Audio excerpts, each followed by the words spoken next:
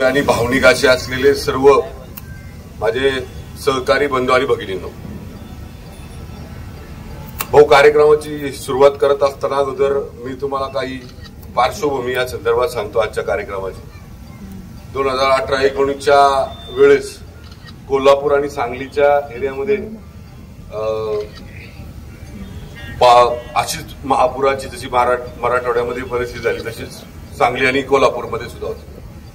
त्यावेळेस सुद्धा आम्ही सगळे भारतीय जनता पार्टीचे कार्यकर्ते असतील किंवा आमच्या या परिसरातले सगळे नागरिक असतील, आम्ही एक हात मदतीचा या उद्देशानं आमच्या मतदारसंघातल्या नागरिकांना आवाहन केलं आणि त्या निमित्तानं मग त्यांनी सांगितलं आम्ही असं ठरलो की तिथं आपण एक मदत सरकार म्हणून तर सरकार मदत करते, पण एक आपण महाराष्ट्रातले नागरिक ते जे संकट आहे ते आपलं आहे असं समजून मदत करायची या उद्देशानं आम्ही त्या ठिकाणी मदत करण्याचं ठरवलं.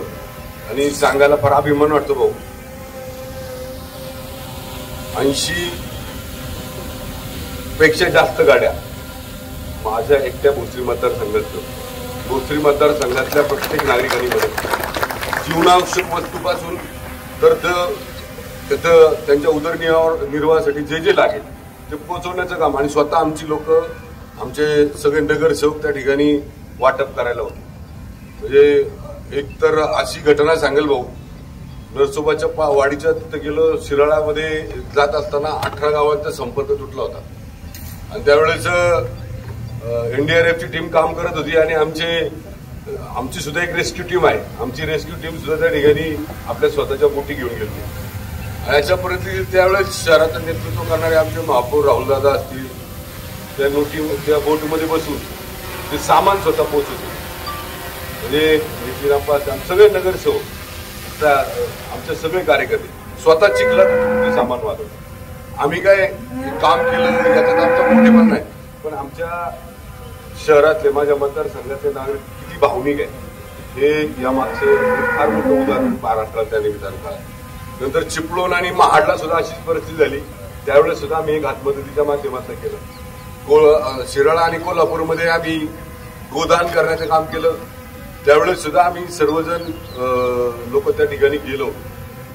आदरणीय गुरुवर्य संभाजी भिडे गुरुजी त्या ठिकाणी होते. आम्ही त्यांच्या गोदान केलं आणि आज तशीच परिस्थिती मराठवाड्यामध्ये आली. मराठवाड्यामध्ये तशी परिस्थिती असताना आदरणीय मुख्यमंत्री देवेंद्र भाऊ आणि त्यांचे सर्व सरकार आपल्या माध्यमातून तिथं भरीव अशी मदत करते, भरीव असं त्यांना त्यातनं बाहेर काढण्यासाठी मदत करते. आणि अशा परिस्थितीमध्ये पुन्हा एकदा माझ्या शहरातल्या सगळ्या नागरिकांना आम्ही आवाहन केलं की आपण सुद्धा एक ते मराठवाड्यातल्या लोकांचं संकट हे आपलं संकट आहे असं समजून आपण सगळ्यांनी पुढे यावं. आणि आम्ही एक 10-11-12 दिवसापूर्वी आम्ही एकाच दिवशी याच ग्राउंडवर होतो. 51 गाड्या आम्ही मदत माध्यमातून इथे पोहोचवतो. आणि अशा पद्धतीचा एक हे संकट आपलं समजून काम करणारी जी काही या माझ्या मतदारसंघातील लोक आहेत हे खरं मी भाग्यवान समजतो स्वतःला की आपण सगळ्यांनी त्यामध्ये म्हणजे ज्याच्या वेळेस असं काही संकट महाराष्ट्रावर आलं त्यावेळेस माझ्या भोसरी मतदारसंघातला नागरिक सगळं विसरून त्या ठिकाणी मदत करायला आला. भाऊ तसाच एक संकल्प आम्ही आता केला होता.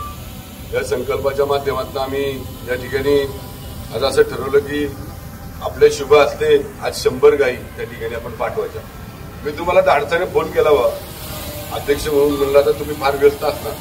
रवी दादा फार मला सांगायला सगळ्यांना अभिमान वाटतो, जसं मला आपल्या मतदारसंघातल्या नागरिकांचा अभिमान वाटतो, तसं मला मी ज्या विचारधारेत काम करतो त्या नेते मंडळींचं रवी दादा मला विशेष करून तुमचं मनापासून धन्यवाद द्यायचे, तुमचा पण अभिमान वाटतो. मी तुम्हाला फोन केला आणि म्हटलं की असा उपक्रम आहे आम्हाला गायी दान द्यायच्या. त्या ठिकाणी जे लोक त्यांचा जागा किंवा त्यांचे व्यवसाय संपले त्यांना आम्हाला मदत करायची, तर तुम्ही आम्हाला वेळ देणार का?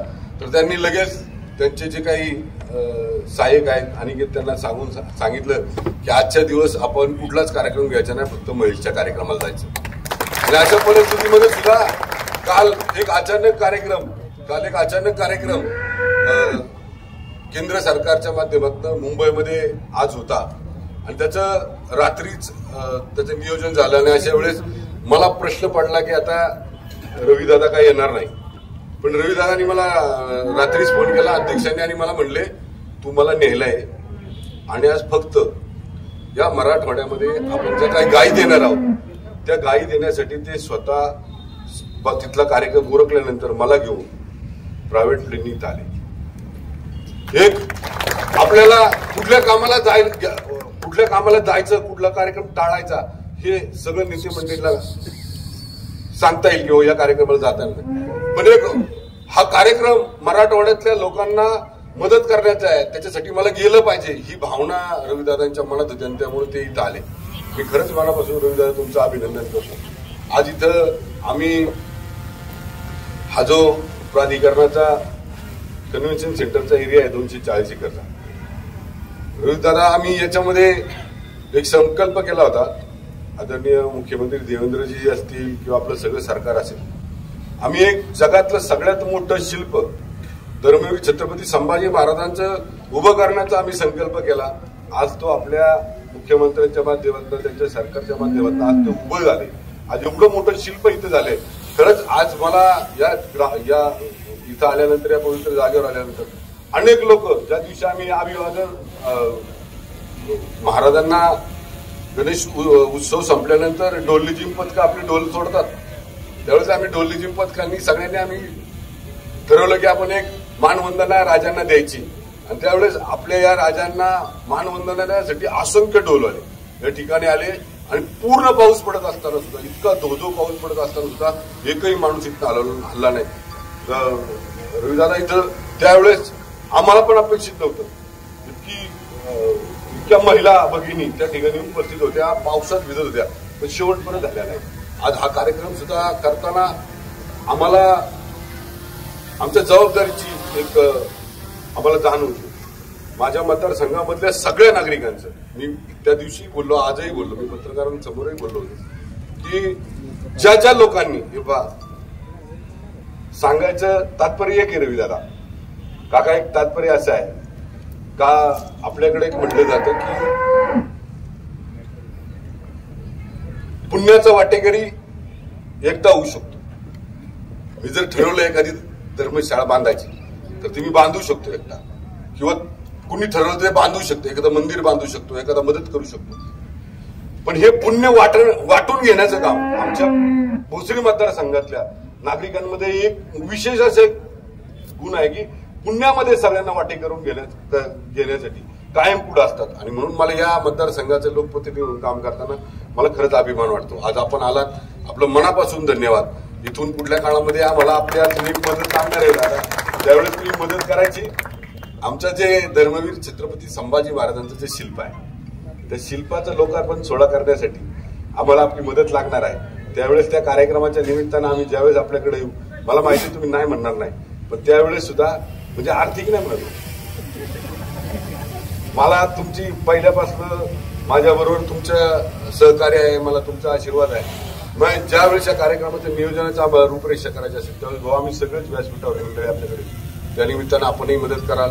आपण ज्या ज्या लोकांनी, ज्या ज्या व्यावसायिकांनी, ज्या ज्या सगळ्या नगरसेवकांनी, उद्योजकांनी, या परिसराच्या नागरिकांनी या गायी दानासाठी ज्यांनी भरीवाची मदत केली, ज्यांनी माझा 51 गाड्या आपण मराठवाड्यात पाठवल्या, त्यावेळेस सुद्धा ज्यांनी मदत केली त्या प्रत्येक नागरिकाचा, त्या प्रत्येक कुटुंबाचा, त्या प्रत्येक व्यक्तीचा मी या ठिकाणी आभार मानतो, ऋण व्यक्त करतो आणि या ठिकाणी थांबतो. आज आपले अण्णासाहेब मगर बँकेचे चेअरमन नंदूशेठ लांडे यांचा वाढदिवस आहे.